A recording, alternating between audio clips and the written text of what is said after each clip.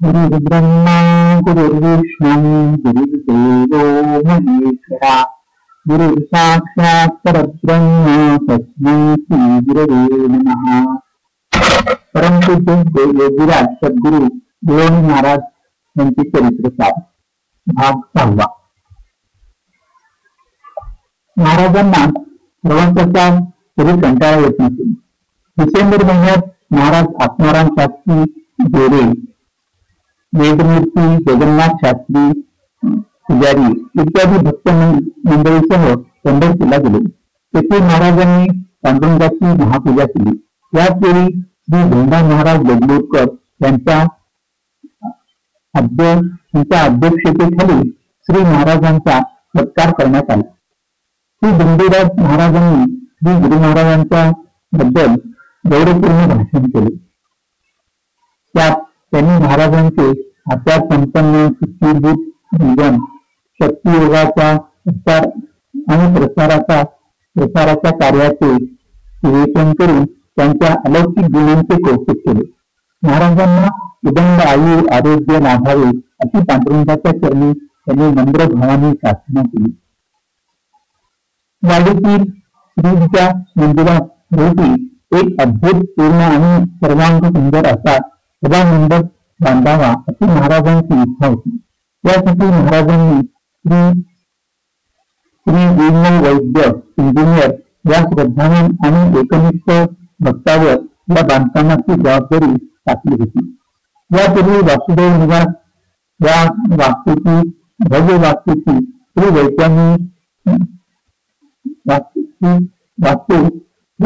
बांधली होती. या कार्यासाठी श्री वैद्य वाढीस 2 वर्षे एक खोली घेऊन राहिले होते. ते स्वतः हाताने स्वतः करून जेवण करीत असत. हा सभामंडप फेब्रुवारी 1976 ला बांधून तयार झाला. त्याची वास्तुशांती आपल्या हस्ते व्हावी अशी श्री महाराजांची इच्छा होती. परंतु वाडीच्या पद्धतीनुसार ही वास्तुशांती वाडीकरांचेच हस्ते झाली. तरी सुद्धा महाराजांनी आपल्या घरी या प्रत्यक्ष शांती केली व सर्व कामगारांना कारागिरांना भोजन देऊन तृप्त केले. प्रत्येकाला धोतर, शाल व पैसे देऊन संतुष्ट केले. हे श्री गुरु महाराजांच्या जीवित कार्यातील एक महान कार्य होते, परंतु ते त्यांचे अंतिम कार्य ठरले. 22 डिसेंबर 1974 ला महाराजांनी 88व्या वर्षात पदार्पण केले. यावेळी त्यांना उष्टीचा त्रास होत होता. तो असह्य त्रास होत असताना सुद्धा महाराज कधी कोणावर चिडले नाही. दर्शनास येणाऱ्या भक्तांना त्यांनी अशी आशीर्वादच दिले. उष्टीचा त्रास हळूहळू कमी झाला. योगमाया फार विलक्षण असते. घटनेचा दोष योग्य वेळी न होऊ देणे हेच त्या योगमायेचे कार्य असते. योगी पुरुषांची ही शक्ती असते. असामान्य घटना घडताना सुद्धा त्या सहज सामान्य वाटाव्या हे त्या शक्तीचे रहस्य आहे. कालांतराने मायेचे आवरण नष्ट होते आणि घटनांचे अर्थ मंत्रमुग्ध करणारे ठरतात. महाराजांच्या महाप्रयाणाची वेळ जवळ आल्याचे संकेत अनेक त्यांना मिळाले होते. परंतु त्याच वेळी त्यांना अर्थबोध झाला नाही. महाराजांची प्रकृती रविवार 13 जानेवारी 1975 ला थोडी नरम गरम होती.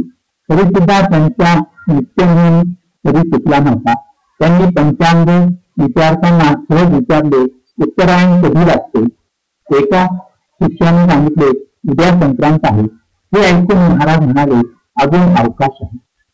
ऐकणाऱ्याला वाटले उत्तरायणाला अवकाश आहे.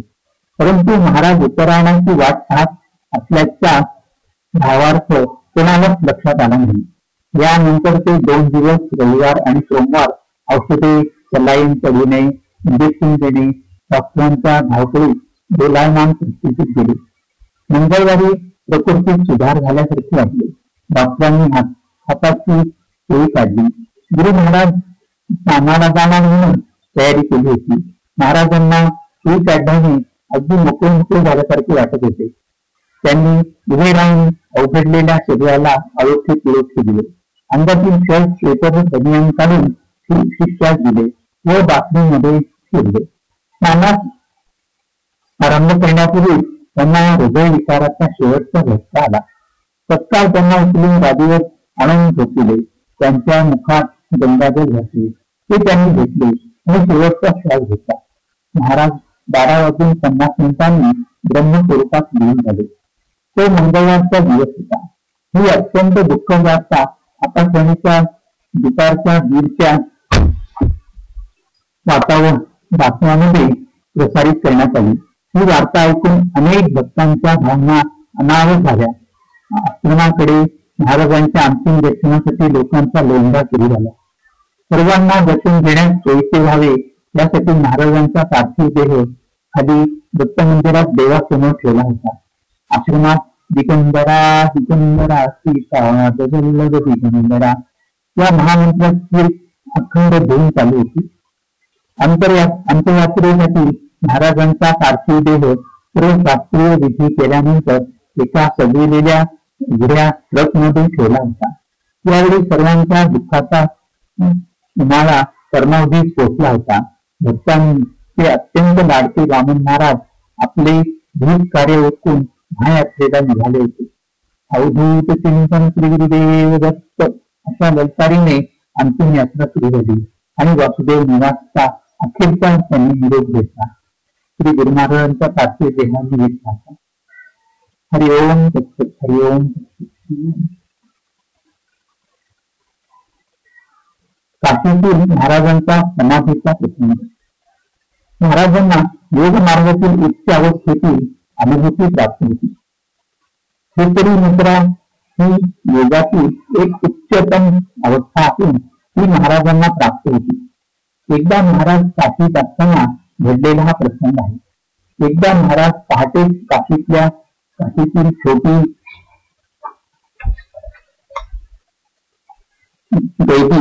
छोटी गैबीतील आश्रमात गेले होते आणि परमगुरु गुरुदेव श्री शंकर पुरुषोत्तम तीर्थांना वंदन करून साधनेत बसले. ते एका स्वतंत्र खोलीत बसत. रोजच्या प्रमाणे आज सुद्धा प्रातःकाळी 5 वाजताच महाराज सिद्धासन घालून बसले. भ्रामरीचा कुंजारव 5-10 मिनिटे प्रथम झाला आणि श्री गुरु महाराजांच्या शक्तीने आज्ञाचक्र भेटून शस्त्रारात प्रवेश त्यांनी केला. सर्व शरीर चित्रासारखे स्थिर झाले. श्वासोच्छ्वास होत होता किंवा नाही ते कळत नव्हते. प्रतिदिन 7 वाजता साधना संपून येणारे महाराज आले नाही हे पाहून स्वतः परम गुरुदेव महाराजांना पाहण्यासाठी त्यांच्या खोलीमध्ये गेले. त्यावेळी सकाळचे 8 वाजले होते. वामन महाराजांची साधनमग्न स्थिती पाहून ते अतिशय प्रभावित झाले. साधकाला समाधीतून उठणे योग्य नाही असा विचार करून ते परत गेले. सकाळचे 10 वाजले तरी महाराजांची साधना संपली नसल्याने स्वामींनी निर्वानंदांना महाराजांची साधना संपली का नाही ते पाहण्यासाठी पाठवले. ते महाराजांच्या खोलीत आले.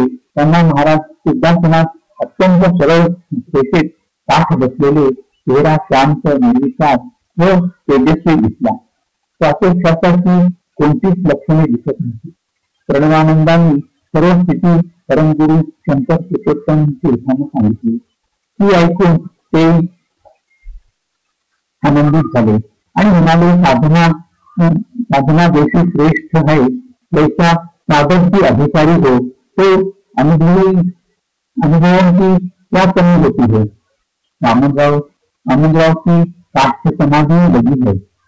सायंकाळी 7 वाजता समाधी आपोआप उतरली.